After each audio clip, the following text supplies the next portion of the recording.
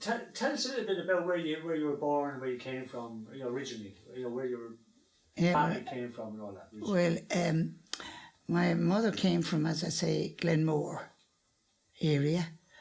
My father came from Faitlick originally. He was born in the house next to the church, which was the priest's house. And my grandmother had 6 boys and 1 girl. So they're all gone. Yeah. So it's just. And what was his family name then? What was his name? My father, Christopher Nugent. Okay. Yeah. And the grandmother was house next to the church. Yes, Granny Nugent Moran was her own name, Anastasia Moran. Okay. And I still have cousins down around that area. And so that family, were they from farming background, or were they fishing people, or what were they? I wouldn't say they were from farming background. Oh yeah, my grandfather was on a ship for years, and he died suddenly on the ship. He was only 42. Okay. And she was left with 6 boys, I think 5 boys and 1 girl, yeah. Okay. And she went to work then for Faitlick House? Yes. She worked for the Powers of Faitlick, my grandmother. And in actual fact, there's a photograph of my grandmother down in the long hall as you go in the big door to Faitlick House. She's down there. She had a long black dress, skirt or whatever you call it, and she's standing at one of the pillars out in the front of Faitlick House. As you drive into Faitlick House, yes. There's 2 pillars. She's standing at one of the pillars in the photograph. And like she's working as a maid? She worked, yes. Okay. She had to, sure, with 5 boys and 1 girl. It's kind of interesting how it comes up a lot in Ireland, how women end up taking over because... Yeah, she had to, sure. Yeah, the men died. Yeah, exactly. And so the family, that part of the family came from Faitlick? Yes. And you said your mother's family came from Glenmore? Oh, yeah. And they were farmers, were they? Or were they... Well, no, that I couldn't tell you. Okay. I couldn't really tell you that. Okay. And they moved back into Waterford from Glenmore, was it? Yeah, the Fennesseys, yeah. Okay. They were Fennessy, yeah. My grandmother was Aldrich from around there too. Okay. And she married my grandfather, Fennessy. And where did your mum and dad meet? My mother and father meet. I'll tell you how they met.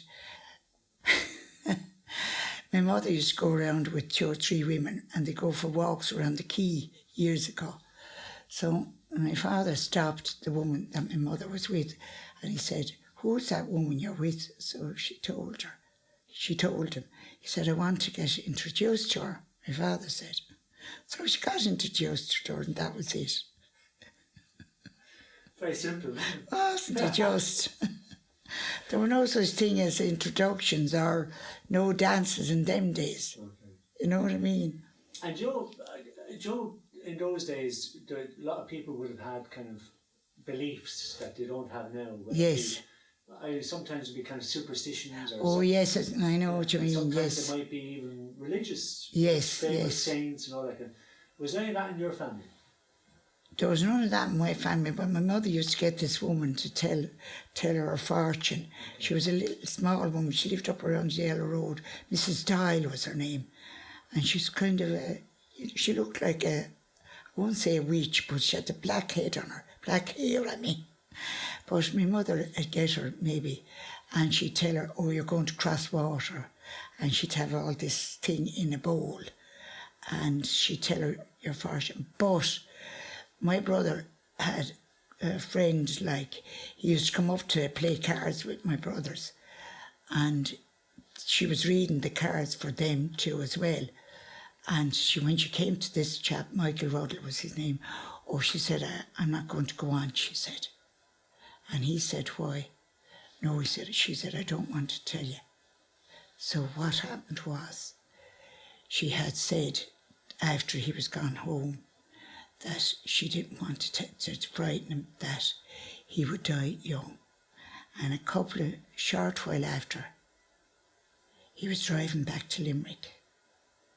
And he was driving on the straight road and this horse and thing cart came out of the side road, straight into him, through the windscreen. He was gone. 24 years of age. So she had a kind of a premonition. Yeah. Do you know what I mean? These people did have. And would your mother have believed it? Like everything she said, like no. Well, I'd say she did, more or less, but not everything. I know. Yeah, yeah.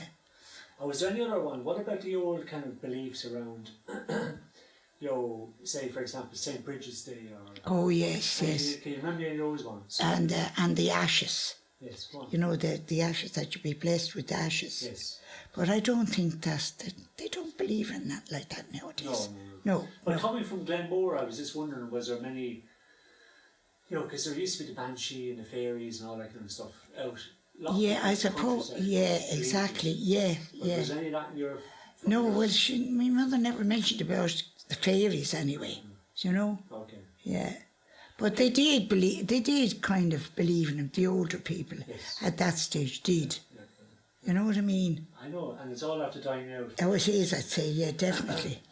So you were born in O'Brien Street? Yeah, number 5. And what was that like? What was Waterford like when you were small?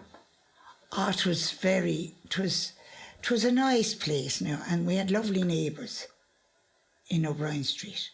And when anyone died, my mother was called to lay out the person. And she never did anything, she never had any experience of laying out anyone, but she was great that way. And this girl died in number 4 O'Brien Street, and we were number 5. And she laid her out, and of course I was only a child at the time, and I had to go in to see her, of course, you know. They wouldn't let children in to see anyone nowadays.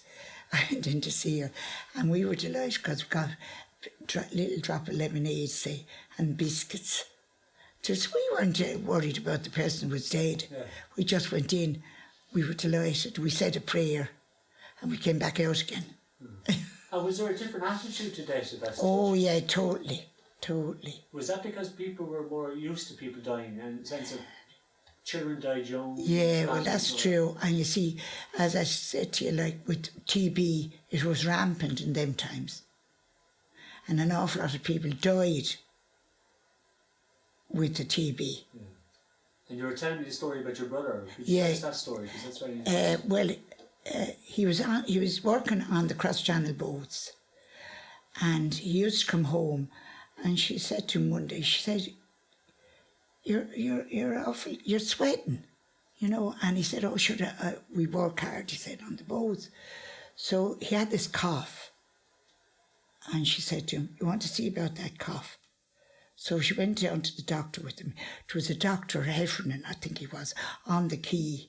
So he said, "I'll send you out to Arkeen for an x-ray." That was it. They found the TB then. And he used to, he had no energy at the time.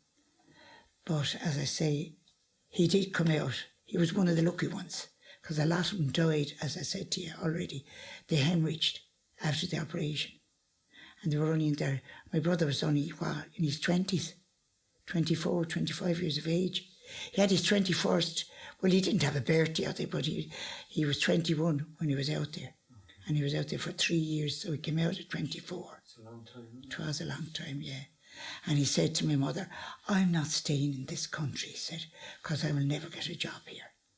And you just tell us about that, because a lot of people now wouldn't realise that. Just explain what that means. Well, you see, I think they were people were afraid, like, that they'd catch the TB. See that, and even my own relations, one woman, I'm sure she's dead now, she wouldn't go out to see him. Nor my uncle wouldn't either. My mother's brother. But my mother used to bring his clothes in, wash them. It never bothered her. She never got the TB. But there were some people would say, "Oh, I wouldn't touch clothes, they get the TB after it." But that was wrong. That was totally wrong. And you said to me earlier on too that you used to go out every Friday. Bring out the cocktails, go and tell us. Oh yeah. Now, if I didn't go, my brother would be sent out on a bicycle with these cockles in a bag. And he'd be delighted every Friday. That was his duty, to go out on a bicycle, out of the hospital and hand in the cockles to my brother. God, they were innocent. They were innocent. And what are memories? Where did you go to school then when you were a child? In O'Brien Street? Leaving O'Brien Street. No, when you were living in... Oh yeah, down in, you know where the children then are autistic and that? Yeah.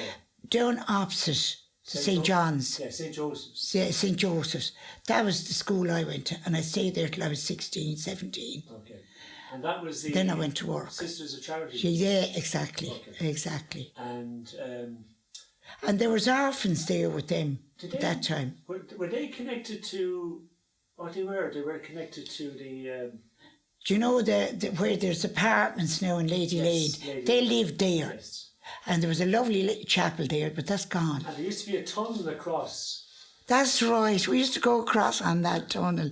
We used to love going across. It was like a bridge, but it's covered over. So that was... And we used to make a noise. You were running across. The Lady Lane side. Yes. Yeah. Was that because the nuns didn't want to be going outside? I say so, yeah. And we used to have processions in that lovely garden. Okay. That's all gone now. Yeah. You know. And the Sacred Heart processions. And as well as that, as I tell you now, when the May processions were on, 4 of us used to have to carry the statue of Our Lady down in the cathedral. We'd go in one door and go out the other door. And we used to have Our Lady up on a splint, you know, a kind of... stretcher thing, yeah. And she used to be... she wouldn't have fallen off because she was screwed to that thing. And we go in one door and out the other door. And veils on us. And I was in the Children of Mary at one stage with a blue cloak. And you know that blue cloak is still in that kitchen. Yeah. And my mother's medal. My mother was a Child of Mary in the John of God's. God. So I'm going back years by. And so you used to take part in that procession? Yes, every year. Oh my God. Yeah, for me. And they were famous. We were delighted though, we used to be delighted. Because you had to be the same height as the other 3. And we were all the same height at that stage. Oh God. And do you remember any of the other girls that were doing it? I do. Actually, it's funny enough now you should say that.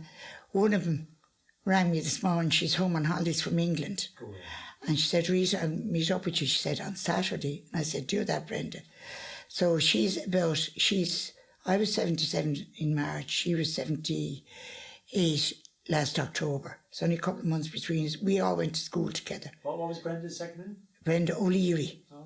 She lived in the Mayor's Walk. There was a big house, I suppose, would you remember it?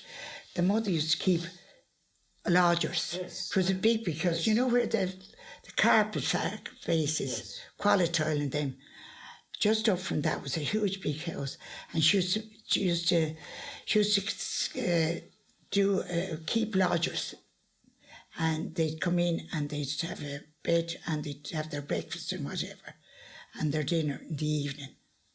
But that's all gone now. That's, as you know, it's not there anymore. And you also told me that you got a fantastic journey when you were young. What was the journey? Over to America. Oh God, yeah. And it's very, very seldom now. And do you know what I did one day? I was on the boat, and of course I went around rambling on the boat, and my mother couldn't find me. This is on the way to America. But tell us the story first. Was it your aunts? My aunts, yeah, were in America, and they sent the money home. Okay. And they were because nuns? They were nuns. They got the money from the convent and they sent the money home for my mother and me to be brought out. Because the boys were older than me, and she wasn't going to leave me because I was only 9 at the time. The others were hardy, but my aunt used to look after them. My aunt that lived on the water side. That was a big deal for me to go up to America. Okay, so where you said you went? Where did you go? Stayed in New York. Went from Cove in the ship, and it took must have taken 3 weeks. Really. And what was your memory then of the ship? Oh yeah, it was something else. I used to go wander around, you see, and my mother used to be going mad. She was going to kill me. Where did you go now? I just went around for a walk, and I'd look out over the, what did they call it? The deck. Yeah. And that was some experience for me now, at 9 years of age. On the boat? Did you meet any people? Well, we would have met people, but they'd be all Irish people from Cove and that. going on holidays to America, or maybe emigrating at that stage. They would have been emigrating too. So we landed in New York. Do you remember eating on the boat? Or? Oh, I do, yeah, lovely food. They had a big dining room, you know what I mean? But twice as good now, like more upmarket. But we used to go down and have our dinner and our breakfast in the morning, and we'd sit out in deck chairs looking out at the ocean. God, I was privileged, wasn't I? And then what was New York like then? Oh, well, now New York, something else. And you saw the Statue of Liberty as you came into the harbour, you know. So anyway, there was people, messes there then. An aunt of mine was living in Boston, but we had to travel to Boston. And we stayed in the Boston, my uncle, my mother's brother and the wife. And there was they had a crowd of daughters, and they used to bring me off everywhere. But they're all gone now. You know, it's sad really. Sure. I don't think if I have one or two cousins left, that's it. You know. And you were saying that your family moved to St. John's Park. Yes, because of my brother having the TB, so he had to have a room of his own. Okay. Do you understand me? Yeah. And that was 3 bedrooms we had up in John's Park, whereas we only had 2 in O'Brien Street. And then when you moved out there, were you happy about that? Oh, I was, yeah. But I had finished school, so I got a job, as I said to you, down in... The woman next door was working in Farrell's solicitors. And my mother said to her one day, I told you the other job, I hated it. So she said, Tell us the job you hated first. Oh, God. It was a grocery shop. And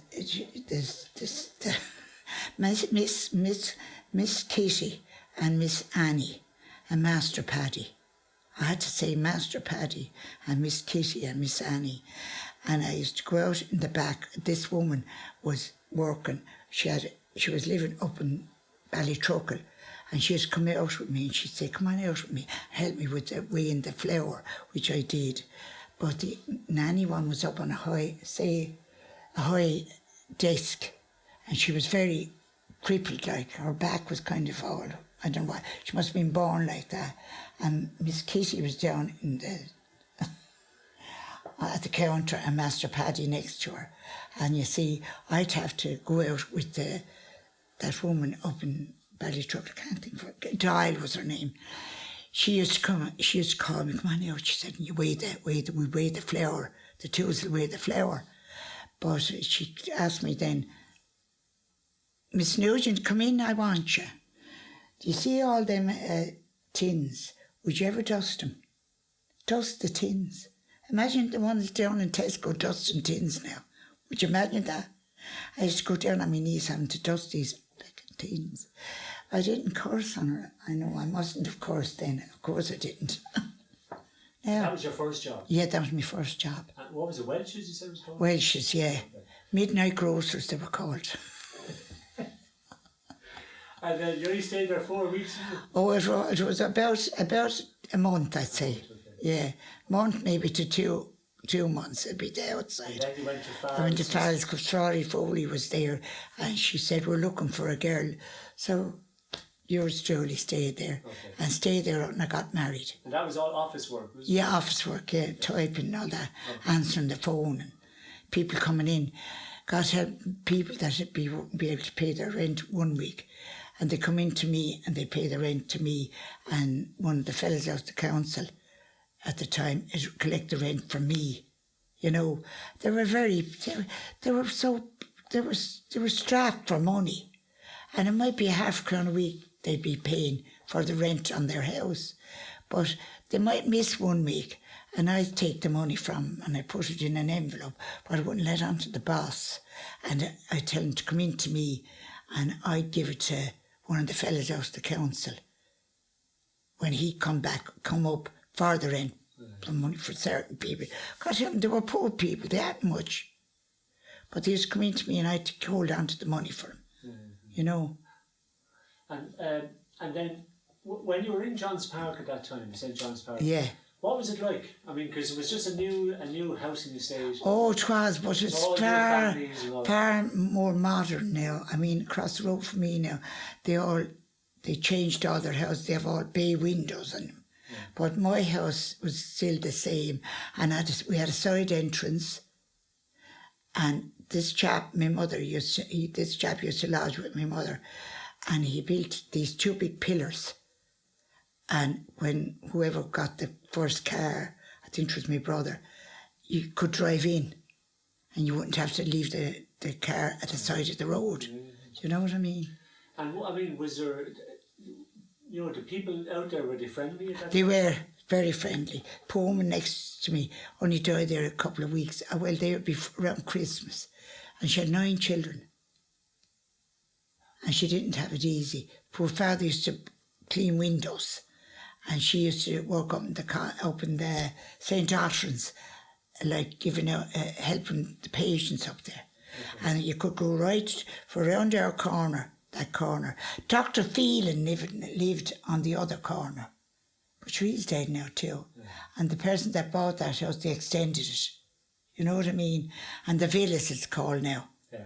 St. John's Villas. We were St. John's Park. Yeah. When they built the house there. And you were saying about St. Alfred's. I mean, quite a few people got jobs up there. They did, yeah. Like cleaning the floors and making beds for the patients and making sandwiches. You know, that kind of way for their lunches and that. Yeah. Did you ever go up there yourself? Did you ever go up there at all? Or? No, I didn't. No, I didn't. And were people scared? Well, now, I'll tell you the truth. Yeah. I used to go up and see, there was a cousin of mine was in the St. Alfred's for a while, and they put him into St. Alfred's. They put me nothing wrong with him. They'd just be depressed. But this woman stayed up there for a couple of weeks, and what was I going to say to you? She was brought home then, but in the meantime, she had a baby out of marriage, and the fella that she had it from, he had 3 girls, and the 3 of them had a child each. And do you know what he did? Put a gun to his head and shot himself, because he couldn't handle it. 3 women. And that girl, one of the girls is still alive. I don't know what happened to the other 2. And her mother died. But her mother never married. But as I say, oh yeah, and you see the father and mother sent her. They didn't want to know her, because when they found out she was pregnant, it's not like now. And they sent her. My mother brought her up to my house in O'Brien Street, and she looked after her before she had the baby. And she had the baby down in Parliament Street. It was kind of a maternity home then. And the father took her back then, because he got a change of heart, because it was a terrible thing for someone to have a baby out of wedlock, as they say. But my mother kept her for while she was having the baby, and then the father brought her home. Because, I mean, there was also the place down in the Good Shepherds. Yeah, the Good Shepherds, yeah. Where, the Good Shepherd Convent, yes. And there were all poor people in there too that had babies, and they were taken from them, as you know. Well, my mother used to send me out to the laundry, and then poor people, they'd open a little slide and they'd take in your laundry, right? But they couldn't say hello, goodbye or anything. They couldn't smile, they couldn't talk. These are the women that are in Yes, yeah. And a lot of them were put in there too because they had babies, and the babies probably were taken off them and adopted to somebody else. It was sad, so sad, you know. Yeah. But that wouldn't happen now. No, and again, with the role of women and all that, you also told me that when you got married then, again, when you got married, you had to leave your job. Yes. So, yes. I mean, because there was no such thing as keeping you on, whatever reason. Because you got married, that was it. Didn't want to know you, you know. But yes, they sent for me afterwards for a while, and I stayed for a little while down there. But then when I started having the children, that was it, I left. Yeah. So your husband was expected to look after the wife and blah blah. Oh yeah, exactly. But It's kind of funny now when you look back on it. Yeah, and he always worked though. Yeah. He was a plumber by trade, and my son took over that. But now my son did 3 years in the college, and he passed all his exams. And what is he doing now? He goes up Monday, Tuesday, Wednesday, Thursday, up to Kilkenny to look after autistic boys and men. Oh. And he's so cool, you see. One fella said to him one day, I'm going to see that woman over there, he said to me, son, I'm going to kill her, he said. But Michael, so laid back, he wouldn't even answer him. He'd let him off, you know. Because he has it in him. Yeah. He's so easygoing, very same as his father. Easygoing. Yeah. And doesn't lose his temper. So he's able to handle him. You know what I mean? And he brings him off for little trips up around Kilkenny. And then you moved from St. John's Park then. You say you didn't move after you got married.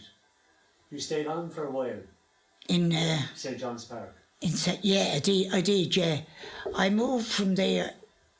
My mother died October, and I moved that December. I moved the following March or April. I sold the house in John's Park because it was my house, because my name was on it at that stage. So I sold that house and we moved down here. And this site was for sale. And I don't know whether you knew Ernie Breen worked in the council, Ernie Breen. Yeah. Ernie Breen said to me, Rita, he said, I'd advise you to take that corner site, he said, because it's the best site in it. And someone had cancelled because it was too dear, the site at the time. So he said, take that site, he said, it's a better site than that one next door. So we did. And as you can see, there's 2 houses there. And that second house, my daughter's living in. Oh. My other daughter lived in it for 4 or 5 years, but she moved to Cork. Now my other daughter moved in after she moved to Cork. It was meant to happen. Exactly. I'm never lonely anyway. So you're still in the same parish? Yes, Sacred Heart, yeah. And you have that priest, Father Francis. He's coloured like, you know. Okay. What you say? Would you still see a lot of your old friends from St. John's Park? Oh, I would, yeah, I would. Well, actually, there's a woman down there now. Well, she moved in shortly before me, Eleanor Downey. She lived down around Parnell Street. But when she got married, she moved down there. And these houses were the last to be built. You know, yeah. The others were all the other ones were occupied. But there's some people have died since and they've been sold. 1 or 2 have been sold. And you said then that your own husband died. Yeah, in 69. Okay. 1969. So you were left with I was left with the 3 of them. And they were young at the time, yeah. So you obviously went back to work. I had no choice, you know. And where did you work after that? I worked in the college. I worked in Hasbro at one stage. I worked in, where else did I work now? I'm just thinking. Hasbro, the college. WIT in the college and Hasbro. There was someone else there. Oh yeah, I worked up in the school up there, the Ursline. Okay. Yeah. Because it was a few bob for me. Yeah. You know what I mean? And the money wasn't great in them days. Really, it wasn't. So you basically had to bring in the money. Oh yeah. When you're a widow, you see, you have to. Yeah. And to get all 3 of them up to school and go out to that college and listen to abuse out there. Do you know what I mean? It's not very nice when you're out in these places. I'll make you laugh. There's one of the girls just put away a dessert for me. And the one that said it to me now, she's still out there. And I took the dessert out of the fridge. She said, where are you going with that? Tea, says I. Why? Put it back, she said. Fine, says I. And she said, you can take a banana. No thanks, it's just as well I hadn't a long one on me. And I walked away. I was getting very brave then. But you see, this is it when you think about it. Huh? People are funny, huh? Oh, yeah. But no, the women go, or the young ones go nowadays won't put up with anything. No, they wouldn't. And they were right to. They'd be right too, wouldn't they? Absolutely. Yeah, yeah. But you were looked down on. As my mother used to say, the penny looked down on the halfpenny. It's a good expression. God, when I think of it, she used to sew and she used to make, she used to do alterations. My brother got into hipses. Do you remember hipses? Yes. My brother was in there and he used to bring all the alterations up to my mother. And you know what she'd get? If she shortened the trousers now, she would just ridiculous. £half for to get what you call it? For the alteration. Alteration, yeah. Okay. But it was extra money for her. Yeah. And she made clothes for people too, you know. Made a load of dresses for me when I'd be wanting to go to a dance. And she'd go into herons and she'd say to John Kinsler, God, I remember it now, John, she wants to go to a dance, that young one, and I'll have to make a dress for her. And he'd say to me, what colour is she like? And blah, blah, blah. And I think I got purple. And we used to have underskirts under the dresses.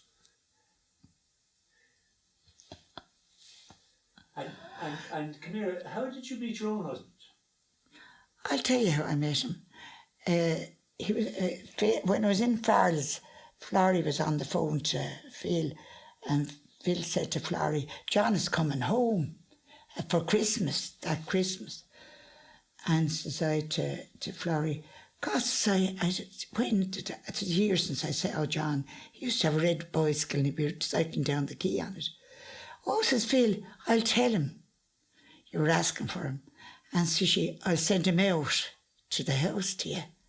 So my brave John comes out to the house. It was New Year's Eve and they were having a party down on Bow Street. So he knocks on the door and my father opens it. And he comes in, my father comes in, he said, there's a chap looking for you at the door. And I went out, oh God, says I, come in. So my father said, would you like a drink? I know, he said, I don't drink. He let on. He was. So that's how I met him. So she sent him out, Phil sent him out to me. And that was it. And did you go to the party that night? Yeah, of course I did. Down in Bow Street. And a little room, and there was a crowd in there, but it didn't bother us. He started playing the guitar. He used to play the guitar in England, you see. And none of mine are musically minded at all. Strange, isn't it? Was he good? Oh, he was, yeah. And he used to sing as well. Yeah. What kind of stuff did he sing? Wait, let's see now. Johnny Cash's stuff. Okay. Yeah, he was kind of popular at that stage. Johnny Cash, I mean. Yeah. He loved his kind of songs. Yeah. And then you said he was away working for a long time. He was working in England, yeah, for so many years, 5.5 years. And when he came home, he got a job with your man Ryan, Al Ryan. He was a plumber. Yes. So he gave him a job. So from then on, he was grand. Do you know what I mean? So as I say, then Michael followed in his footsteps. But I said to Michael, why do you want? Oh, he said, I want to be a plumber. But as it happened, it worked out grand because he still does plumbing and yet he's doing up in Kilkenny working with the artists. Yeah, he has 4 girls. Yeah. And come here, do you know with the growing up in St. John's Park and all yes. that, was there any other, there was the whole thing about the people from the German Road and all that kind of stuff. Yes. Did you know any of those people? Well, I would have known them at that stage, yeah, I would, yeah. Was there anyone your own age at that time? Well, I'd say they'd be a bit older now, the German Road ones would, because I'd say they were built kind of before us, you know what I mean? But I still know a load of people. There's one woman now that moved out from John Street, Hurley was her name. She's still living in John's Park, just across the road from me. I was on the corner and Dr. Phelan was on the other corner. But now those houses are occupied by not doctors or what. Jack Malloy had not a grocery, meat shop over. But he's gone now and it's a hairdresser's. And the pub is still there, but it's been taken over by someone else. Okay. You know? And then there's Brady's, the pub up at the top of John's Park. Yes. You know, there's 2 pubs. But they must be still doing all right. But you know the mansion down there in Johnstown? That's after being sold, I heard. Right. Do you know what I heard? It's going to be now. A Chinese restaurant. So I heard now. And it's literally, if they don't do something with it, it'll fall. Yeah. And the house next to it. And it's all boarded up. It's a shame. A shame it is. Okay. And just trying to think now. I want to ask you too, like, just when you were young, like, where would you go to socialise? What did you do? Like, I went to Olympia. Okay. It's a dance hall. The ballroom of romance. But you'd never be short of a dance. Okay. And there was always the bands that were going, like Tom Dunphy, the Royal Show Band, Clipper Carlton, all that crowd just come to Olympia. Okay. And my father used to say, she's going down there now. And it could be pouring rain of a Sunday night, and we'd be all standing in the queue. She's going down there now to get pushed and shoved, and to pay 5 shillings, he used to say, to go in and get pushed and shoved. Well, when I think of it, but there was not a bother on us. Yeah. No bother. Loved the dancing. Oh, you're a good dancer? Yeah. Oh, I'm still able to dance anyway. I learned to dance Irish dancing years ago. My mother used to bring me to odd fishes, but I wasn't that great. But I preferred the other dancing, the ballroom dancing. Okay. So you're a good mover? Oh, a good, yeah. Mover and, what's the other word? Mover and shaper, is it? Shaker. What else would you go? Would you remember going to cinemas and all that kind of stuff? Oh, God, yeah, the Regina. Yeah. Sure, you would have known Phil. You must have known Phil Cahill. She was the head woman up in the Regina. Oh, yeah. She used to wear glasses. But now it's not the Regina. What is it called? Oh. Cineplex, is it? Or some of them kind of queer names. And who was she then to you? She's a sister-in-law. Oh, okay.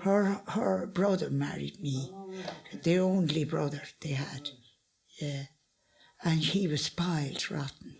Well, I don't mean spoiled rotten, but being an only boy, you see. And you were the only girl? Yes. They said I was spoiled too. Probably was to a certain extent. Oh, stop. And what about, would you remember things like going the tram or train and all that? Oh, yeah. My father worked on the railway. Oh. We got free passes. Oh, okay. We didn't have to pay. And would you get free going to Dublin and all that as well?